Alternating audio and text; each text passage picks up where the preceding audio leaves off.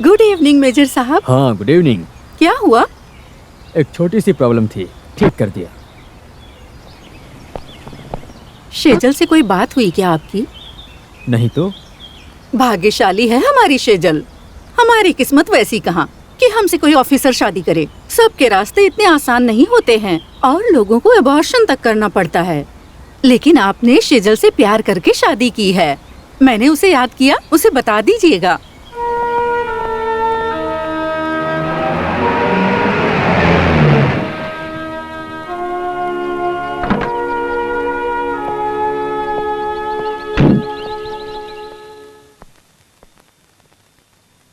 सुनिए जी, ये हमारे पिताजी के क्लोज फ्रेंड हैं। Am Maddie D'Cruz. हेलो, मैं यहीं पास से हूँ। हम अम्बाला कैंप में रहते वक्त बहुत ही करीब आ गए। हर रोज मैं और फर्नांडिस साथ में ही रहते थे। हम दोनों अक्सर ही मिलते थे। मैं फर्नांडिस से मिलने गया था, तब पता चला उसकी शादी हो गई। You are welcome, please take your seat. नहीं, मैं आपको परेशान नहीं करना चाहता। अभी मैं जयपुर कैंप में हूँ, मुझे जल्दी जाना है। मैं चलता हूँ। सी यू अगेन।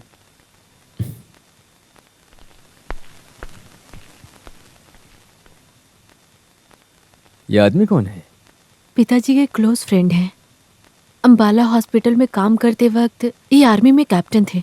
ये हर रोज हमारे पिताजी से मिलने आते थे। पिताजी का फ्रेंड ट्रक ड्राइवर का कैप्टन कैसे फ्रेंड हो गया? तुम्हारे पिताजी को एक पैक के बहाने कोई भी मिलने आ सकता था ना। हम जहाँ रहते थे वहीं से हमारी जान पहचान हुई। मैंने उनके रैंक को नहीं देखा और हमारी दोस्ती हो गई। ओहो, मतलब ये बहुत पुरानी दोस्ती है। दोस्ती को रिन्यू करने आया होगा। सुनो, मेरी बात ध्यान से सुनो। इस तरह पुराने कैंप के दोस्त ने कहकर कोई मेरे घर पर आए, ये मुझे बिल्कुल भी अच्छा नहीं लगता, समझे तुम?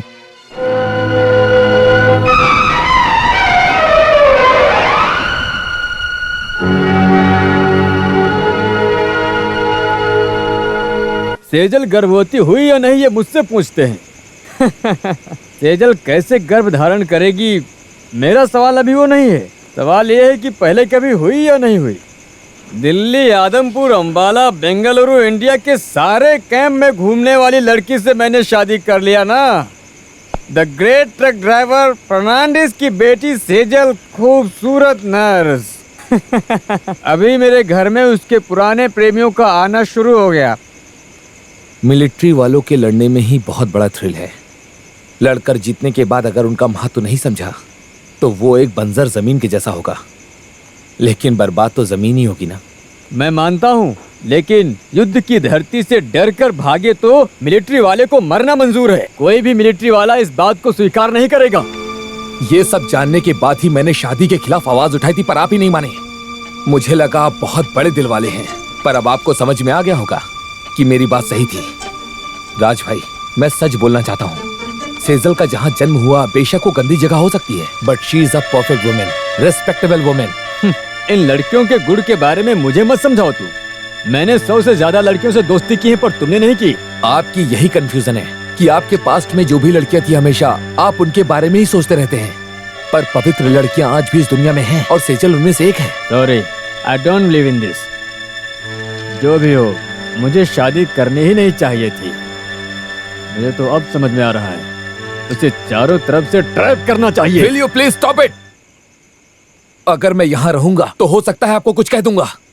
Good night. हाँ, गुड नाइट। सेजल के बारे में बोला तो सनी जा रहा है। जिगरी दोस्ती है। सुनो पांडे। जी साहब।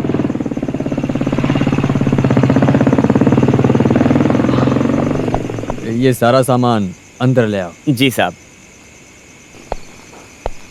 ये आदमी उस बेचारी लड़की की जिंदगी बर्बाद कर ही देगा।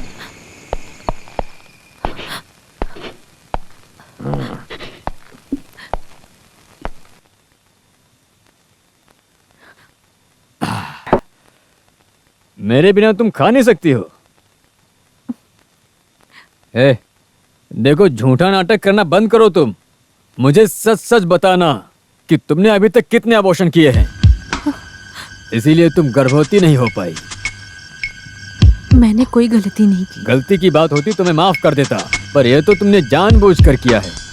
लेकिन तुम मुझे बच्चा नहीं दे सकती हो ना, इसलिए तुम्हारी कोई जरूरत नहीं।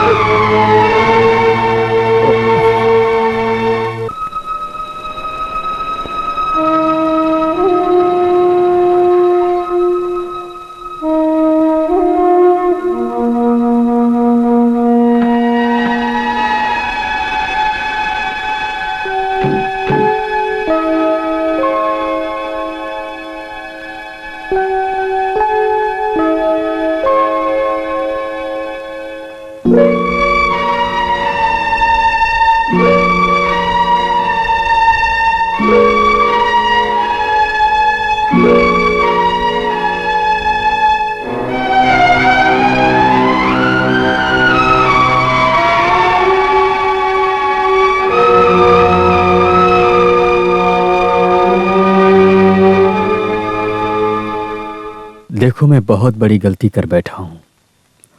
मुझे समझ में आ गया है कि इस गलती का कारण मैं हूं। मुझसे बहुत बड़ी गलती हो गई। अगर मैं ये गलती सुधार नहीं सकता तो इससे मैंने तुम्हें धोखा दिया है ऐसा लगेगा मुझे। मैं खुलकर बोल रहा हूं, ऐसी गलती अब कभी नहीं होगी। तुम्हें पाने के लिए मुझे बहुत पैसे खर्च करने पड़े, मुझे बहुत कुछ सहना पड़ा। कोई बात नहीं, अब मुझे तुम्हें छोड़ने के लिए मुझे कितना भी नुकसान क्यों ना उठाना पड़े, मैं अब पूरा खर्चा देने के लिए तैयार हूं। मुझे बताओ, मैं वो सब भरने के लिए पूरी तरह से तैयार हूं।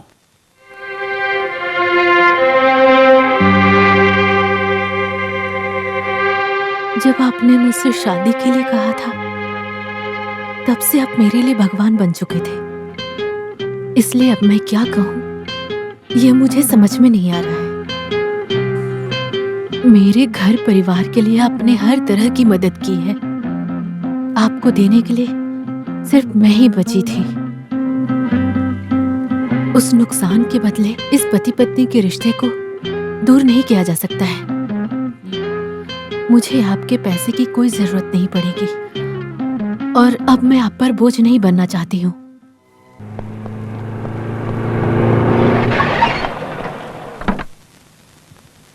साहब, अभी चाचा का फोन आया था। माँ जी बहुत सीरियस हैं। आपको और मैडम जी को तुरंत आने के लिए कहा है।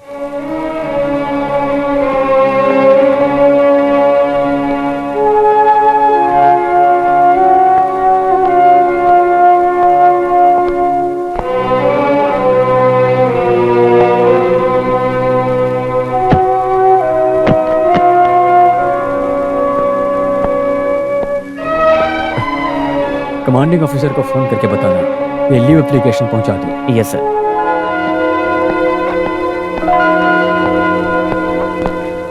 तुम्हें सेजल को भी साथ लेकर आना चाहिए था। माँ पूछती रहती है, राजा नहीं आया, सेजल नहीं आई, मैं क्या कहूँ उनसे। हाँ, मैं लाता हूँ।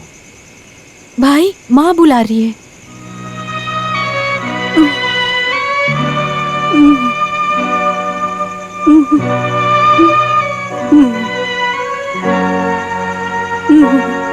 सेजल को देखना चाहती हूँ।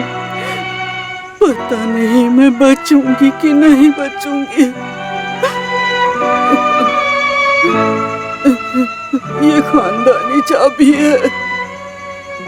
लॉकर में पुराने सारे जेवर रखे हुए हैं। अब वही इसकी मालकिन है। शुरू में तो वो मुझे पसंद नहीं थी, लेकिन अब वो मेरे मन में बस गई है बेटा। अब मैं उसे अपनी बहू रानी मानती हूँ। तुम उसे परेशान मत करना। वो इस घर की लक्ष्मी है, उसे खुश रखना। सुनो बेटा, वो बहुत अच्छी है। मेरा आशीर्वाद हमेशा तुम दोनों के साथ रहेगा बेटा।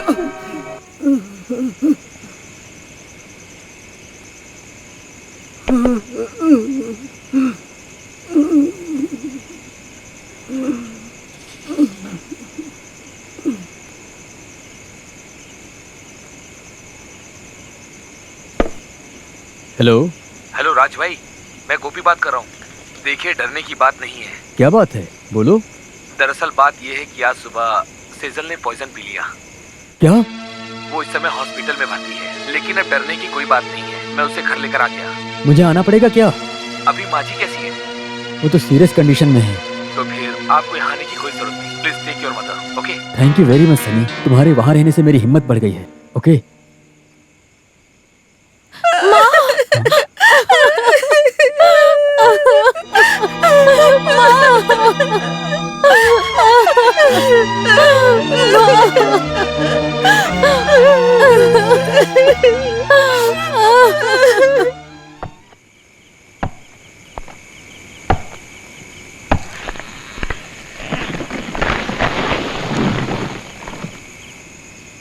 सनी को बुलाना पड़ेगा माँ का अंतिम क्रियाक्रम करने के लिए। सेजल के बिना कैसे? सेजल नहीं आ सकती, उसकी तबीयत खराब है।